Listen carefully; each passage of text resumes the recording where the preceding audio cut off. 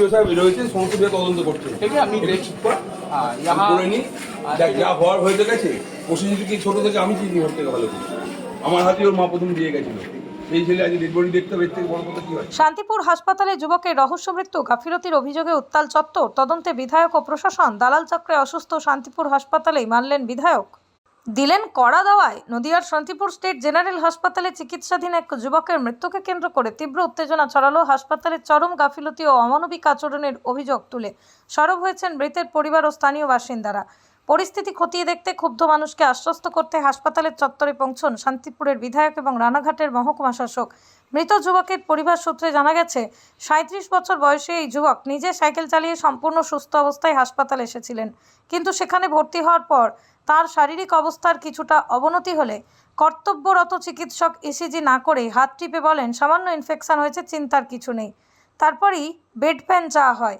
Bed প্যানের চাওয়ার পরে অমানবিক সুরে ওয়ার্ড বয় বলেন, এখানে কি পটি করার জায়গা? এসব এখানে করা যাবে না। বাধ্য হয়ে শারীরিক চরম কষ্ট নিয়ে যুবককে বাথরুমে নিয়ে যাওয়ার চেষ্টা করা হলে তিনি বাথরুমের ভিতরে লুটিয়ে পড়েন, সেখানেই তার মৃত্যু হয়। ঘটনার খবর পেয়ে হাসপাতালে আসে ব্রজকিশোর গোস্বামী এবং তিনি স্পষ্ট করে দেন যে এই ঘটনার পিছনে যার বা যাদের গাফিলতি রয়েছে তাদের কোনোভাবেই রেহাই দেওয়া হবে না।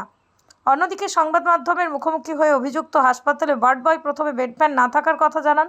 পরবর্তীতে উপস্থিত জনতার তোপের মুখে পড়ে তিনি স্বীকার করেন যে রোগী দেখভালের দায়িত্বে তিনি ছিলেন। কেন তিনি বেড প্যান দেননি বা রোগীদের আপৎকালীন পরিস্থিতির সঠিক তদারকি করেননি সে ব্যাপারে কোনো সদুত্তর দিতে পারেননি।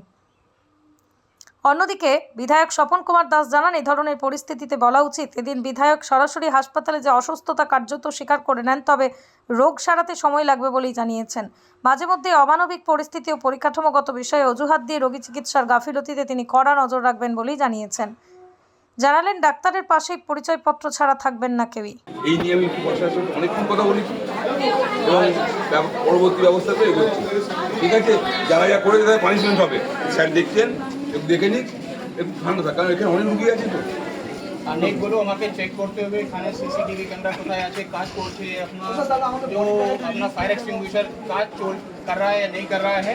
सिक्योरिटी এখানে जो एजेंसी দিয়েছেন सीएमओ থেকে এখানে আছে जो, ठीक है, उसका आईडी कार्ड আছে कि আছে না, जो एंटीसीडेंट होता है चेक करने के लिए वो सारा चेक होगा। एमएलए साहब নিজেই এখানে আছে, আমি আছে, आज के 2 घंटा को हम ऑलरेडी मीटिंग में বসে আছি।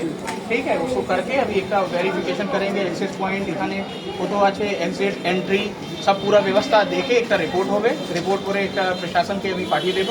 ठीक है, एमएलए साहब के भी जाने देव। ठीक है, वही उसके लिए आ रहा है। एक घटना जो आपका हुआ, आपको बोला था रिटर्न में আমাকে দাও কি হয়েছিল। ठीक है, पूरा उसमें देना। एक कॉपी এখানে मार्क करो अपने हॉस्पिटल के, एक एसडीओ रानाघाट के दो। ठीक है, उस पर इंक्वायरी करेंगे कि क्या रहा।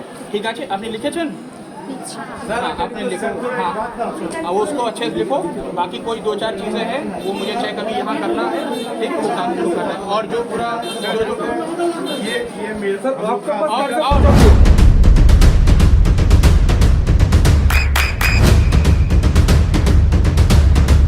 বৃষ্টিতে স্বস্তি। বৃষ্টি অ্যাকোয়া, বিশুদ্ধ পানীয় জল। এসডিও সাহেব এসেছিলেন, সুপার ছিলেন, তাদেরকে নিয়ে মিটিং করা হলো। গাফিলতি কার কোথায় সেই বিষয়ে খুঁজে দেখা হচ্ছে। কমপ্লেন এবং সিসিটিভি সমস্তগুলোই দেখা হচ্ছে। তারপর সিদ্ধান্ত নেওয়া হবে কার কমপ্লেন, কে দোষী, কে দোষীরা প্রপার কী হয়েছিল না হয়েছিল। কারণ যে কোনো কমপ্লেনের ক্ষেত্রে কমপ্লেনের পর যে কাজগুলো করতে হয় তারপর তাকে এগেনস্টে যা নেওয়া নেওয়া হবে। মৃতের পরিবারের পক্ষ থেকে জানানো হচ্ছে যে শান্তিপুর হসপিটালের দালাল চক্রে ছেয়ে গেছে। এই বিষয়টা কীভাবে দেখছেন? দেখুন, এই বিষয়টা শুধু মৃত নয়, সকলেই বলছেন। আমরা এই বিষয়ে সুপারকে বলেছি যে যখন যেখানে কোনো ট্রিটমেন্ট করা হবে, ডাক্তারবাবু থাকবেন, তার আশেপাশে যেন অন্য কোনো লোক না থাকে, কেবল শুধু থাকবে রুগী আর হসপিটালের স্টাফ। বাইরে থেকে কে কী লিখে দেবে, কে কী বলবে, পাশ থেকে কে কী বলবে সেটা ধরে নিন। আজকের পর থেকে আপনি আর দেখতে পাবেন না। হাসপাতালের চিকিৎসা পরিষেবা কেমন দেখছেন? আশাপ্রদ নয় এই মুহূর্তে। আমরা যে বিষয়গুলো এগোচ্ছি, পুরনো রোগ তো সারতে একটু দেরি লাগে, আশা করি সারিয়ে দেবো। আপনি অভিযোগ করেছিলেন এর আগে যে চরকের মেলা শান্তিপুর হাসপাতাল চিকিৎসা পরিষেবা, সেটা আপনাকে আগের দিন বলেইছিলাম যে আজকে যে অবস্থাটা দেখলেন সেটা দেখুন কী অবস্থা। একটা প্রসঙ্গ, সেটা খুব খারাপ। এই বিষয়টা নিয়ে একটা বেডে কটা পেশেন্ট রয়েছে, একাধিক রয়েছে। দাদা এই হাল হাকিকত কি ফিরবে মনে হচ্ছে না? অবশ্যই ফেরাবো কিছু কিছু মানবিক দিক থেকে যেগুলো দাঁড়াচ্ছে, ধরুন পেশেন্ট রয়েছে, বাড়তি পেশেন্ট এসে গেল, তাদের তো আর মাটিতে রাখা যায় না, কিছু কিছু ক্ষেত্রে করতে হয়, সেগুলো পার্মানেন্ট নয়।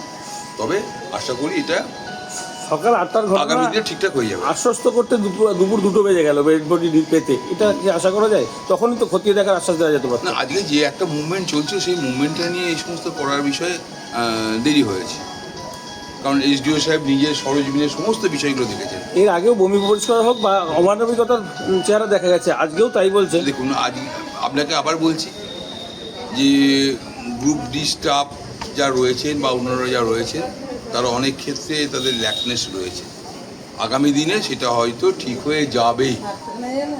আচ্ছা, আর একটা প্রশ্ন, সেটা হচ্ছে সুপার হাসপাতাল যে সুপার, তার তো 24 ঘন্টা দায়িত্ব থাকা উচিত। সেখান থেকে দাঁড়িয়ে কোথাও বিলম্ব না, কখনো টাইম সে মেনটেন করতে পারছে না।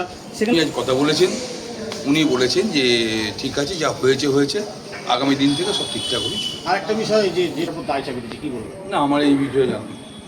কার কোথায় কাজে গাফিলতি তিনি হয়তো স্বীকার করতে পারেননি, তার স্টাফেদের কোথায় কি গাফিলতি আছে, কারণ তা বলতে গেলে সেগুলো বেরিয়ে আসবে, হয়তো তিনি বলতে পারেননি, এই কারণে এইসব বলেছে। তাছাড়া এরকম কোনো ইয়ে নেই যেটা হচ্ছে আপনি বলতে পারবেন। সত্যের মুখোমুখি তো হওয়া দরকার ছিল। কাজ আপনার দায়িত্বে সমস্ত কিছু, কোথায় কি ঘটছে না ঘটছে, কোথায় কি কম আছে না আছে, এগুলো তো আপনি বলতেই পারেন। এগুলো বলা তো কোনো খারাপ কিছু দেখছি না আমি। দায় এড়ানোর মূল কারণটা কি? দায় এড়ানোর মূল কারণ আরও তদন্ত করুন, করে বলে দিচ্ছি, আরও তদন্ত করে বলি।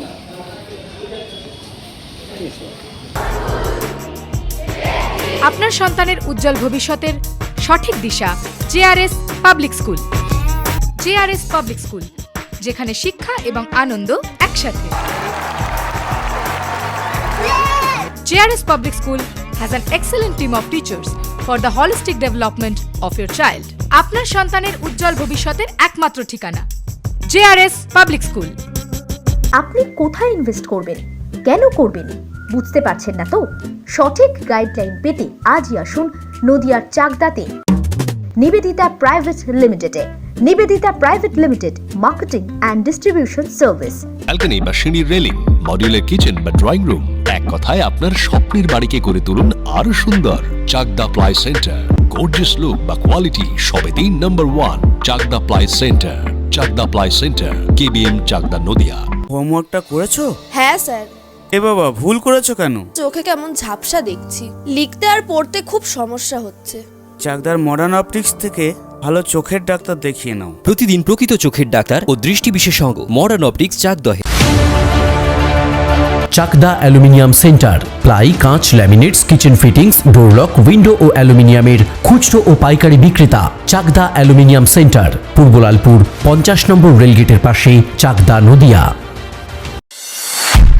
নদিয়া জেলার সবথেকে বড় বিল্ডার্স চাকদার মা মনসা বিল্ডার্স, রড ও সিমেন্টের পাইকারি ও খুচরো বিক্রেতা। মা মনসা বিল্ডার্স, পদ্মবিলা, চাকদা নদিয়া। রুম রে মাত্র 1500 টাকা থেকে স্টার, খাওয়া দাওয়া রিজনেবল প্রাইস। নদিয়ার একমাত্র 3 স্টার ক্যাটাগরি হোটেল NB সোনার বাংলা হোটেল, কল্যাণী এইমসের ঠিক উল্টো দিকে, কল্যাণী নদিয়া। নদিয়ার একমাত্র অথরাইজড ডিস্ট্রিবিউটর ঘোষ কমিউনিকেশন, থানার মোড়,